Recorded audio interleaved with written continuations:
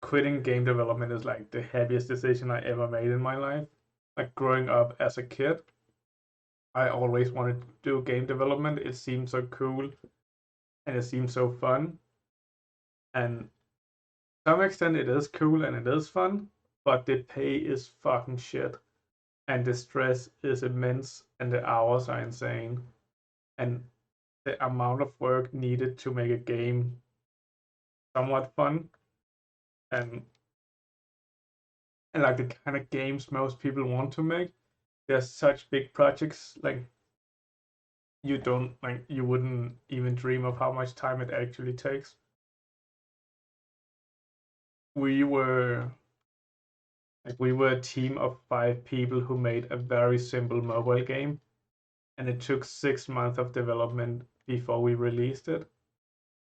To be fair, it was more like a casual and not a hyper casual. Most hyper casual games they have a turnover time of 1 to 2 weeks, and they're the games you see like with the high heels and you just go left and right, or and then you pick up things and you become taller, and if you or you lose you take damage or whatever and you become slower, and then at the end like how far can you go. Or the ones with the guns that a lot of ads do, like this gate gives you 2x, this one gives you -5, which one do you go to? And then they always like rage bait you. Like those kind of games, it's like a 1 to 2 weeks flip over. And then what you do is you make it look like a whole game, but it's not at all.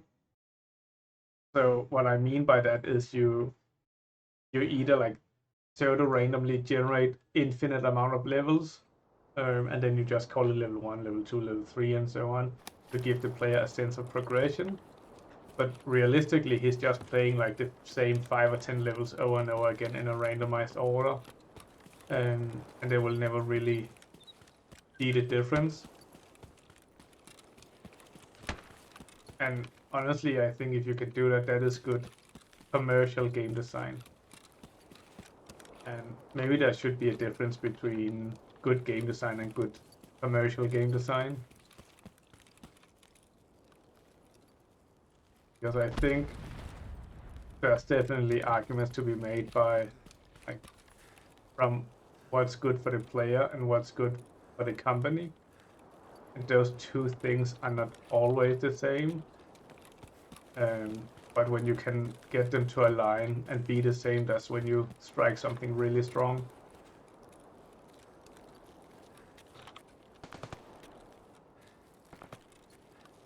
So for example, handcrafting 100 levels, I brought this one. I'm hearing something. Thank you.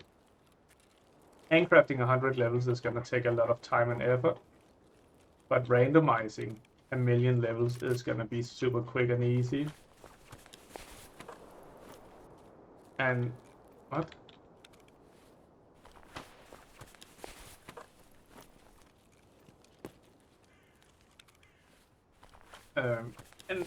And that might create more value for the player than just having a lot of handcrafted levels.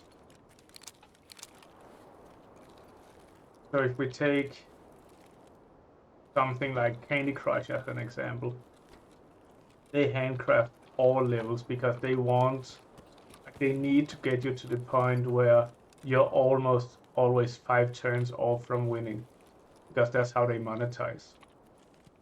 So if you ever notice it, whenever you play Candy Crush, you're almost 2, 3, 5 turns off from winning level.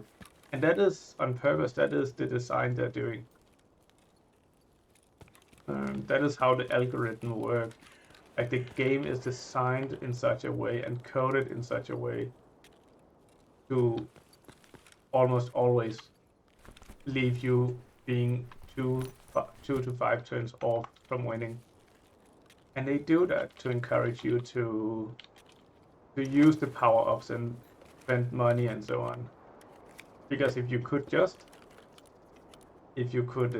win the levels without like every single time for free, why would you ever spend any money. And we could have used this last time for our gun. So think about that next time you play Candy Crush. And think about it when you play games. Like, what is good design for the developer, which could be monetization or whatever, and what is good design for the player. And keep in mind those are not always the same things. And sometimes you sacrifice one for the other. And then in the end, it's all like the conclusion should always be what is best for the game developer, because they're the ones who needs to make a living out of it.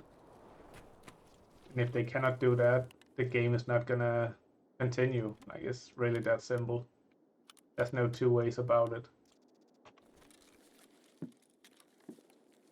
And sometimes what's good for the game developer is to have happy players.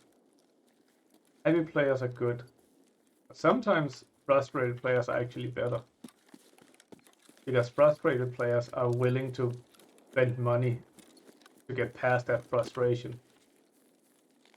If you've been struggling on something for, let's say, 2 days on a level in like Candy Crush, to stay with that example, what are the chances that you're willing to spend like $1 or $2 to get past that frustration?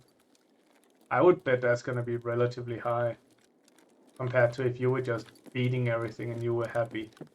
Why would you spend money? You're happy. So a lot of game developers, they implement this frustration and friction to encourage, would be the nice word, to encourage you to spend money. And this is very well known at this point, luckily.